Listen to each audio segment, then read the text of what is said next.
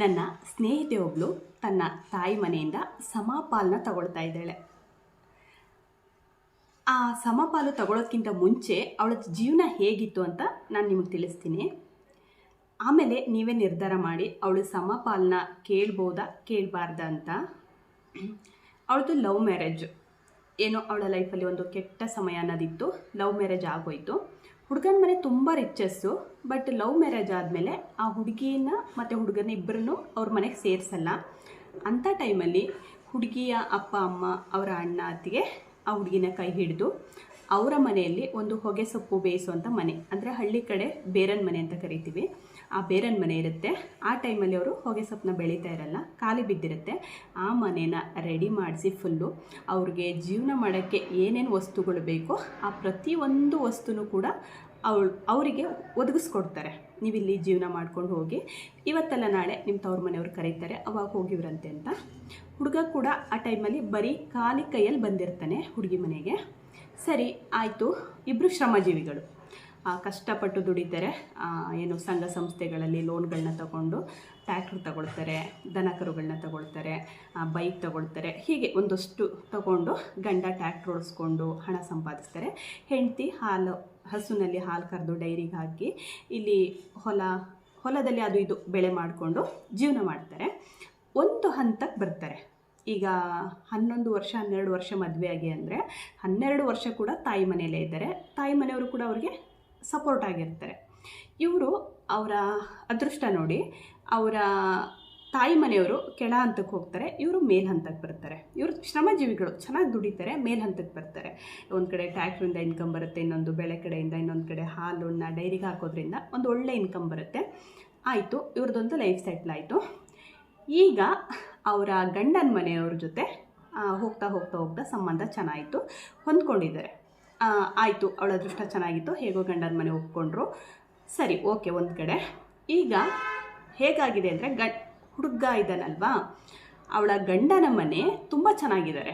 ಶಾಮಿಯಾನ ಅಂಗಡಿ ಇದೆ, tailoring shop ಇದೆ, ಅಲ್ಲೂ ಕೂಡ ಇನ್ನೊಂದು ಟ್ಯಾಕ್ಟ್ರ್ ಇದೆ. ಅಲ್ಲಿ 22 ಲಕ್ಷ ಕೊಟ್ಟು ಕಾರ್ ತಗೊಂಡಿದ್ದಾರೆ. ಇದರಲ್ಲೇ ಗೊತ್ತಾಗುತ್ತಲ್ವ, ಒಂದು ಮಿಡ್ಲ್ ಕ್ಲಾಸ್ ಫ್ಯಾಮಿಲಿ ಅಂದ್ಕೊಳ್ಳಿ, ಒಂದು ಹಂತವಾಗಿದ್ದಾರೆ ಅಂತ ಅಂದ್ಕೊಳ್ಳಿ. ಸರಿ ಆಯಿತು, ಈಗ ಅವಳು ಗಂಡನ ಮನೆಗೆ ಹೋಗ್ಬೋದಲ್ವಾ, ಗಂಡನ ಮನೆ ಚೆನ್ನಾಗಿದ್ದಾರಲ್ವಾ, ದುಡಿತಾ ಇದ್ದಾರಲ್ವಾ, ಹೋಗ್ಬೋದಲ್ವಾ. ಆದರೆ ಇವಾಗ ಅವಳು ಹೋಗ್ತಾಳೆ, ಆದರೆ ಇಲ್ಲಿ ಇರುವ ಮನೆ ಮತ್ತು ಆಸ್ತಿ ಸಮ ಬೇಕು ಅಂತ ನಿಂತಿದ್ದಾಳೆ. ಅವರ ತಾಯಿ ಮನೆ ಪರಿಸ್ಥಿತಿ ಈಗ ಹೇಗಿದೆ ಅಂದರೆ, ಅವರ ಅಣ್ಣ ಅತ್ತಿಗೆ ಅವತ್ತು ಕೂಲಿ ಮಾಡ್ಕೊಬರ್ಬೇಕು, ಚೀಟಿ ಕಟ್ಟಬೇಕು, ಜೀವನ ಮಾಡಬೇಕು. ಹುಷಾರಿಲ್ಲದೆ ಇರೋ ಒಬ್ಬಳು ತಂಗಿ ಇದ್ದಾಳೆ, ಅಪ್ಪ ಅಮ್ಮ ಇದ್ದಾರೆ, ಅವ್ರಿಗೂ 2 ಮಕ್ಕಳಿದ್ದಾರೆ. ಅಷ್ಟು ಜನದ ಜೀವನನ ಇವರಿಬ್ಬರು ದುಡಿದು ನೀಗಿಸ್ತಾ ಹೋಗಬೇಕು. ಅವ್ರ ಹತ್ರ ಪಾಲು ಕೇಳೋದು ಎಷ್ಟರ ಮಟ್ಟಿಗೆ ಸರಿ? ಕಾನೂನು ಪ್ರಕಾರ ಹೋದರೆ ತಗೋಬೋದು, ಒಪ್ಕೊಳ್ತೀನಿ, ಇಲ್ಲ ಅಂತಲ್ಲ, ತಗೋಬೋದು. ಆದರೆ ಮಾನವೀಯತೆ ಅನ್ನೋದೊಂದಿರುತ್ತೆ ಅಲ್ವಾ. ಅವತ್ತು ಅವಳು ಕಷ್ಟದಲ್ಲಿದ್ದಾಗ ಇವ್ರು ಕೈ ಹಿಡಿದು ನಡೆಸಿದ್ದಾರೆ ಅಲ್ವಾ. ಈ ಟೈಮಲ್ಲಿ ಅವಳು ಹೋಗಿ ಪಾಲು ಕೇಳೋದು ತಪ್ಪಲ್ವಾ? ಅದು ಏನು, ಅವ್ರ ಅಣ್ಣ ಏನೋ ಒಂದು ಕೋಟ್ಯಾಧೀಶ್ವರ, ಒಂದು 10 ಕಾರ್ ಇದೆ, 10 ಬಂಗ್ಲೆ ಇದೆ, ಆ ಕಡೆ ಒಂದು 10 ಎಕರೆ ಜಮೀನಿದೆ, ತೋಟ ಇದೆ, ಏನೂ ಇಲ್ಲ, ಇರೋದೇ 2 ಎಕರೆ ಜಮೀನು, ಒಂದು RCC ಮನೆ ಕಟ್ಟಿಬಿಟ್ಟಿದ್ದಾರೆ, ಅದು ಕೂಡ ಇನ್ನೂ ರೆಡಿಯಾಗಿಲ್ಲ.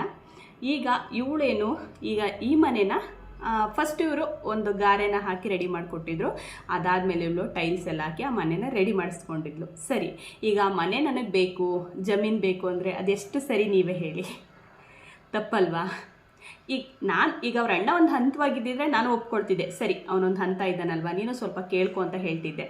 ಅವರ ಏನು ಪಾಲು ಕೇಳಕ್ಕೆ ಹೋಗ್ತಿದ್ದಾಳಲ್ಲ ತವ್ರ ಮನೆ, ಅವ್ರಿಗಿಂತ ಇವಳೇ ಚೆನ್ನಾಗಿದ್ದಾಳೆ ಅಲ್ವಾ. ಇವಳು ಅವ್ರಿಗೆ ಸಹಾಯ ಮಾಡಬೇಕು, ಅವ್ರ ಹತ್ರದಿಂದ ಅವಳು ಕಿತ್ಕೊಂಡು ತಿನ್ನಬೇಕಾ?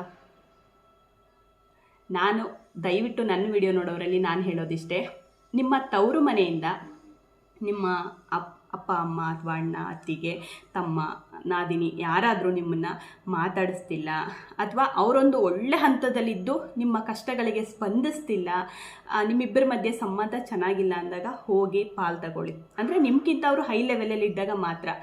ನೀವು ತರಕ್ಕೆ ತಿನ್ನೋರ ಹತ್ರ ಹೋಗ್ಬಿಟ್ಟು ಹಪ್ಪಳ ಕೇಳಿದ್ರೆ ಅವ್ರು ಎಲ್ಲಿಂದ ತಂದು ಕೊಡ್ತಾರೆ? ಅವ್ರ ಕಣ್ಣೀರಿನ ಶಾಪ ನಿಮ್ಮನ್ನು ಸುಮ್ಮನೆ ಬಿಡುತ್ತಾ? ಅವರ ಮಕ್ಕಳಾಗಲಿ, ಅವ್ರ ಹೆಂಡತಿ ಆಗಲಿ, ನಿಮ್ಮ ಅಣ್ಣ ಆಗಲಿ ಎಷ್ಟೊಂದು ಕಣ್ಣೀರು ಹಾಕ್ತಾರಲ್ವ, ಕೊಡ್ತಾರೆ, ಇಲ್ಲ ಅಂತಲ್ಲ, ಕಾನೂನು ಪ್ರಕಾರ ಹೋಗ್ತೀರಾ ಕೊಡ್ತಾರೆ. ಆದರೆ ಅವರ ಕಣ್ಣೀರಿನ ಶಾಪದಿಂದ ನೀವು ಉದ್ಧಾರ ಆಗೋಕ್ಕಾಗಲ್ಲ ಅಲ್ವಾ. ದಯವಿಟ್ಟು ನಾನು ಮತ್ತೆ ಮತ್ತೆ ಹೇಳ್ತಾ ಇದ್ದೀನಿ, ನಿಮ್ಮ ಲೆವೆಲ್ಗಿಂತ ನಿಮ್ಮ ಅಣ್ಣನ ಮನೆ ತುಂಬ ಚೆನ್ನಾಗಿದ್ದಾರೆ ಅಂದರೆ ಮಾತ್ರ ಪಾಲ್ಗೆ ಹೋಗಿ. ಅವರೇ ಕೂಲಿ ಮಾಡಿ ಜೀವನ ಮಾಡ್ತಿದ್ದಾರೆ ಅಂದರೆ ಅವ್ರ ಹತ್ರ ದಯವಿಟ್ಟು ಪಾಲು ಕೇಳಕ್ಕೆ ಹೋಗಬೇಡಿ, ಅವರ ಶಾಪ ನಿಮಗೆ ತಟ್ಟೆ ಬಿಡೋಲ್ಲ. ನಾನು ಈ ವಿಡಿಯೋನ ಇನ್ನೊಬ್ಬರನ್ನ ನೋಯಿಸಬೇಕು ಅಂತ ಹೇಳ್ತಾ ಇಲ್ಲ, ಅಥವಾ ಇನ್ನೊಬ್ಬರ ಮಾನ ಮರ್ಯಾದೆ ತೆಗಿಬೇಕು ಅಂತ ಹೇಳ್ತಾ ಇಲ್ಲ. ಮಾನವೀಯತೆ ದೃಷ್ಟಿಯಿಂದ ಬದುಕಿ ಅನ್ನೋ ಉದ್ದೇಶದಿಂದ ವಿಡಿಯೋ ಮಾಡ್ತಾ ಇದ್ದೀನಿ. ತಪ್ಪಿದರೆ ಕ್ಷಮೆ ಇರಲಿ. ನಾನು ಹೇಳಿದ್ದು ಸತ್ಯ ಅನಿಸಿದ್ರೆ ವಿಡಿಯೋಗೊಂದು ಲೈಕ್ ಮಾಡಿ, ಹಾಗೆ ನನ್ನ ಮತ್ತಷ್ಟು ವಿಡಿಯೋಗಳಿಗಾಗಿ ನಮ್ಮ ಚಾನಲ್ ಸಬ್ಸ್ಕ್ರೈಬ್ ಮಾಡಿ. Thank you for watching.